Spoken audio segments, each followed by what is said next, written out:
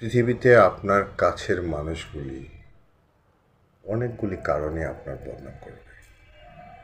তার মধ্যে এক নম্বর হচ্ছে, আপনি যদি সত্যি কথা বলেন তাহলে তাদের স্বার্থে আঘাত লাগে, সেই জন্যে আপনার বদনাম করবে।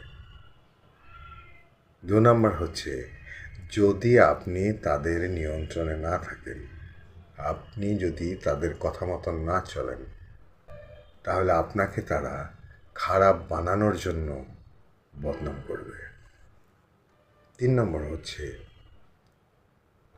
আপনি এগিয়ে যাচ্ছেন, এটা তাদের ইগোতে লাগে, তাই তারা আপনার বদনাম করবে এবং মানুষের কাছে ছোট করার চেষ্টা করবে।